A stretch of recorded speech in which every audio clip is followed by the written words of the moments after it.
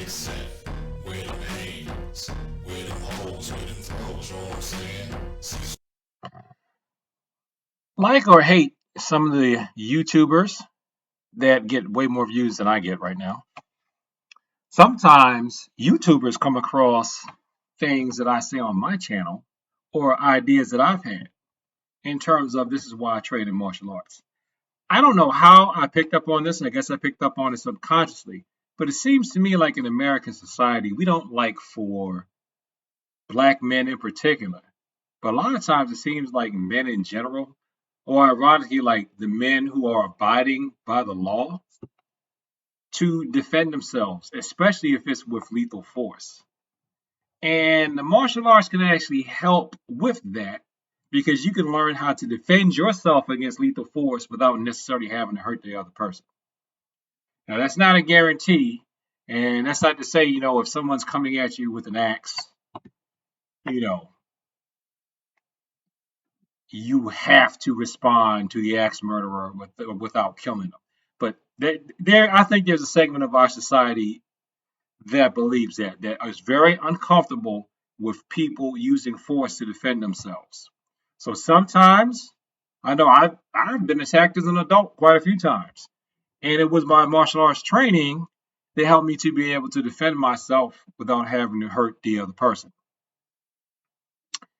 And it's a lot to ask of most untrained people, which is why I advocate for the untrained to get trained. And I don't think this is just, he's just talking about like a black issue, because I think this is going to be an issue that's going to be exported to the rest of society. As a matter of fact, I know of an instance, because I keep an open mind. I'm just going to say, I know that there's a demographic that feels like if it makes a mistake of shooting people from another demographic, that political correctness will cancel them. That's all I'm going to say, because I don't want that thunder coming down on me either. Just so I can tell you, you need to take a martial arts class so that you have options in defending yourself, and so hopefully you can learn how to think if you do have to use deadly force. But I'm going to let Crimson Cure talk about fair use. One thing that I've had to deal with because, hey, I'm a black guy. He can't use deadly force to defend himself, his family, nor his property. He's not allowed to do that. Okay?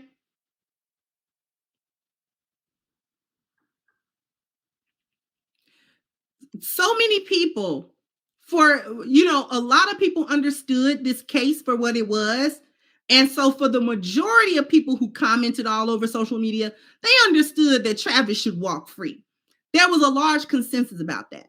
But there was a not so small percentage of people who were like, oh, he should have gone back in the house and called the police. We don't say, or he should have known that the imminent threat was over, and therefore he should not have shot anymore. This was the ground that the prosecution was trying to stand on. They were trying to stand on the ground that because the assailants were supposedly driving away at the very time that Travis began to shoot, that Travis should not have shot, and that is where it was excessive force, and it went from self-defense to murder. How we meet, and riddle me this. Riddle me this, y'all. Thank you, Habitual Line Stepper. So let's be honest, Crimsonites, we know exactly why they charged Travis. It was his status. Any other time they would took the other 4 bodies for their system. That's true. I agree with that. I do agree with that. Let me see if I can even just bring these a little bit closer.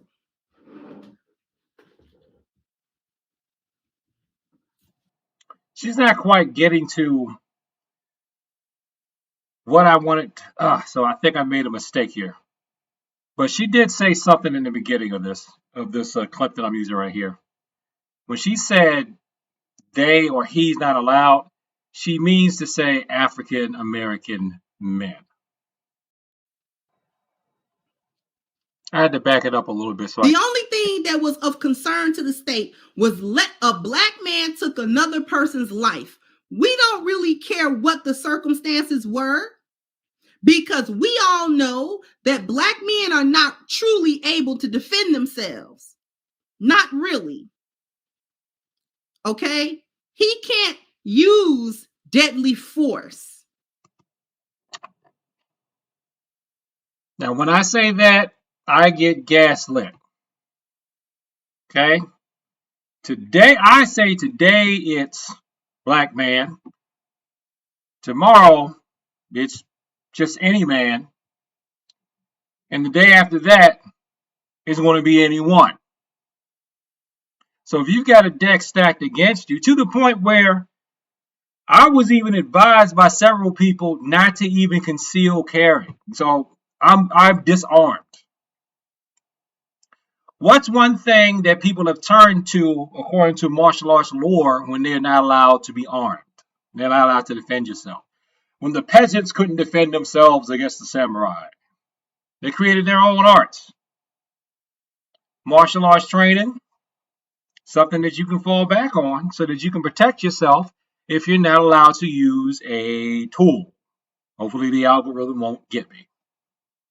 I think you see what I'm saying here with this. Today, it's me. Tomorrow is you.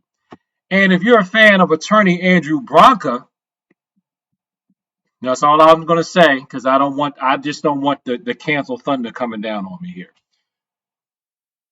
He's talked about several instances where if person A makes a mistake and uses lethal force on person B, because of our political climate, we just all start jumping to conclusions. So depending on who is attacking you, who you happen to be and then who's attacking you, if you jump right to deadly force all the time, it can be a problem. And then depending on the circumstances and the politics of the people that's attacking you, or how it's going to be perceived, it's more like of how you're going to be perceived and how you're going to be judged. Wouldn't it be great to have some empty hand techniques that you could use instead of always thinking you have to rely on a weapon? Or if you do have to rely on a weapon, your empty hand training carries over so that you can make decisions. And that's a tall burden, that's a tall ask. But I'm going to let Crimson Cure comment on really how unreasonable that burden is, even though, unfortunately, like it or not, we're going to have to train for it. Okay, here we go. Prosecution was trying to stand on that Travis was excessive in his use of force. And if you don't know, this is the Travis Rudolph lethal force case. Travis Rudolph. If you don't know what happened with that, look it up. You can Google it. You should be able to find it. Was supposed to be able to delineate and make the difference between when his life was in danger and when it wasn't. Why do we expect a civilian to understand that, but we don't expect police who are trained to use their weapons and trained to be in certain situations to make that distinction? When you can have 2 or 3 officers emptying their clips into a car with one person in it, and then they get off claiming that they thought that somebody had a weapon and they felt like their life was in danger, so therefore they was justified in emptying a clip into a whole car, and then nothing happens. But we want a civilian to be able to have better restraint.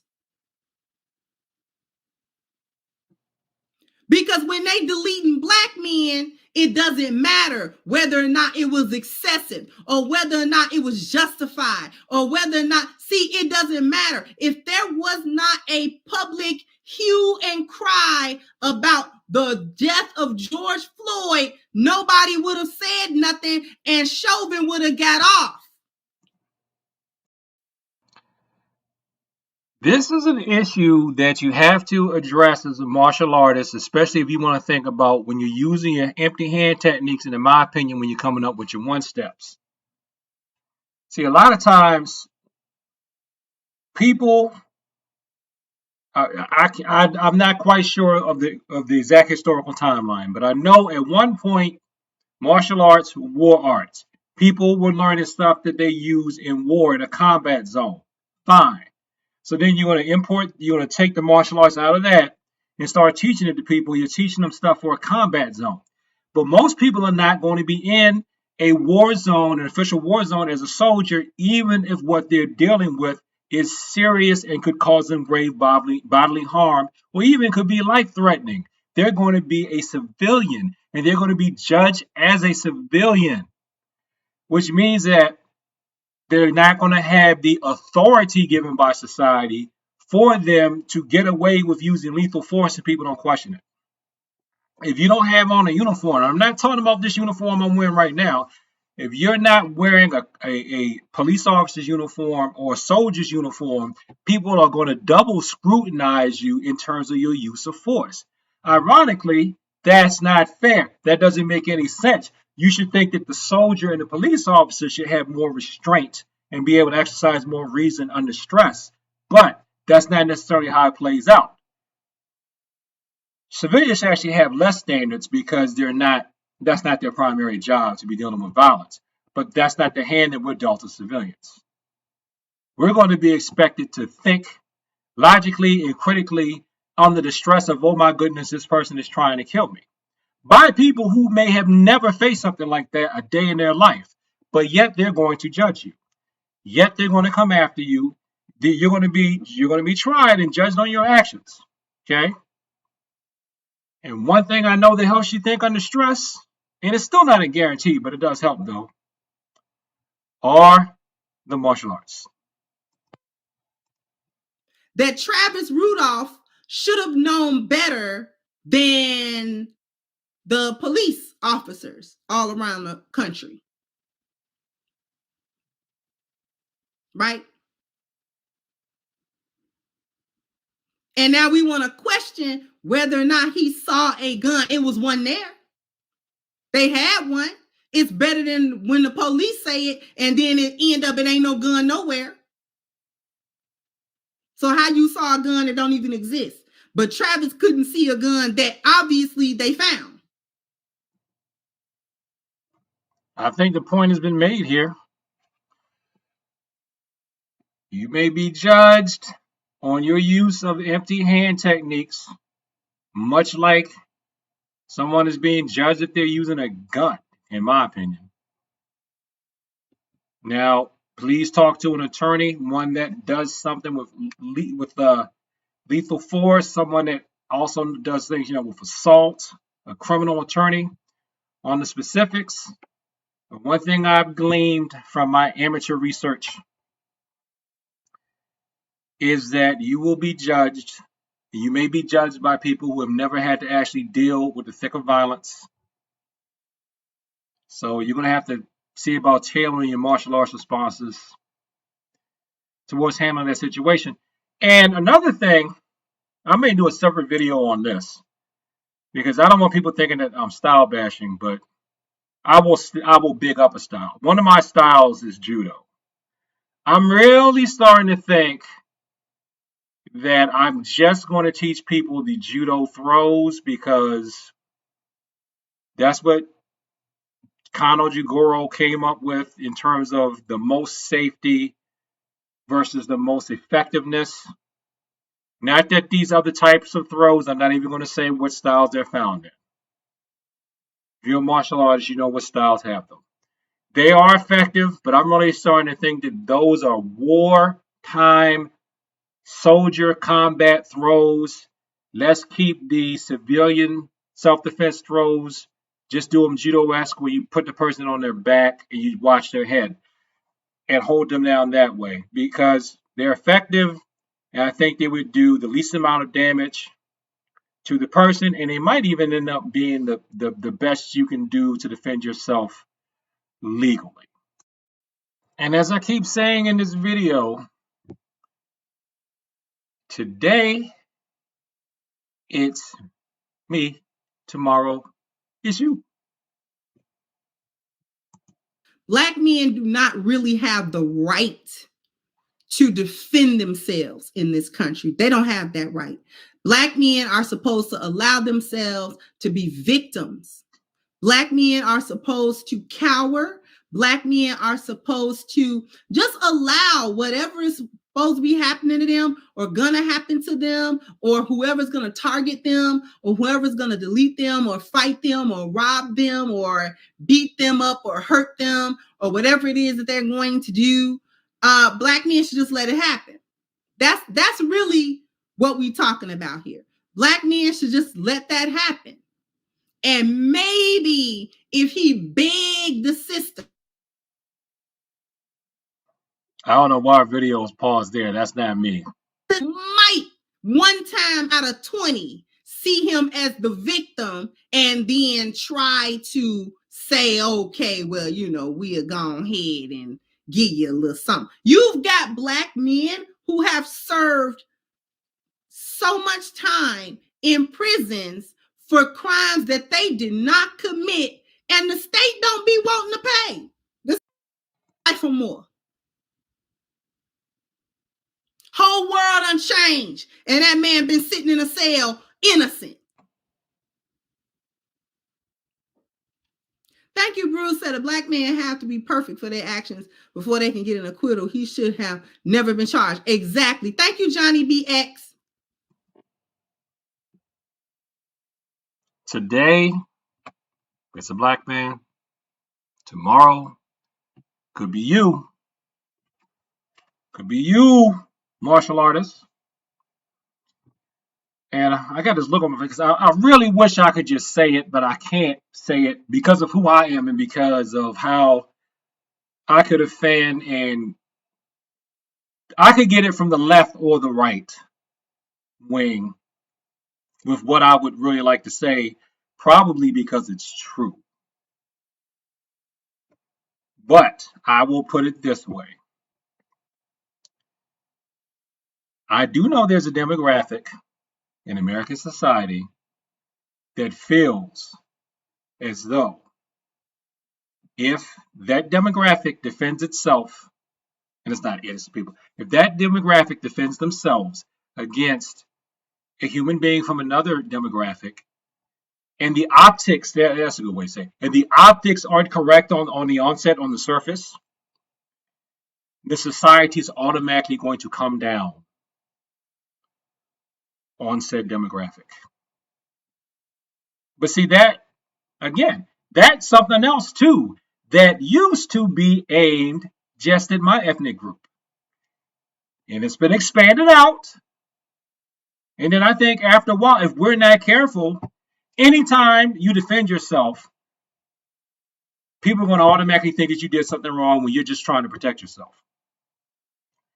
And based on a lot of perception that people may get, like fantasy perceptions that they get from movies, they may think that, if you're a martial artist, you just got magic hands and feet that, can even deflect bullets or something. So if you're wondering why this big guy takes martial arts lessons, why this big Black guy takes martial arts lessons, why you're so big and strong, you don't need that. That's why. Because there's an element in society that feels as though I'm not allowed to defend myself. And there are a lot of people besides me who aren't just in my demographic, who if they're attacked by someone that society thinks is so substantially weak, there's no way they could damage you, even though that's not true. We're all human. We bleed. None of us are Superman and invulnerable. You defend yourself in a way that the people judging you don't approve of and get hurt. So if you're wondering how I could use so-called hard styles to do that, to protect myself and teach you how to protect yourself in a way where, it would be PC, sign up for one of my classes. Thanks for watching this video. Like, comment, subscribe. Please share this with people that talk about the martial arts and peace, and think about your use of force, because we have to. Peace.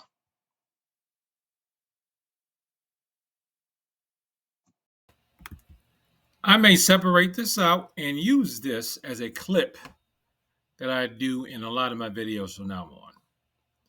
This is that famous quote from Martin Neomlear. I'm probably mispronouncing that. 1892 to 1984, according to a Holocaust encyclopedia, a prominent Lutheran pastor in Germany. I think a lot of people's teachers made them learn this. I know mine did. First, they came for the socialists, and I did not speak out because I was not a socialist. Then they came for the trade unionists, and I did not speak out because I was not a trade unionist. Then they came for the Jews, and I did not speak out because I was not a Jew. Then they came for me, and there was no one left to speak for me.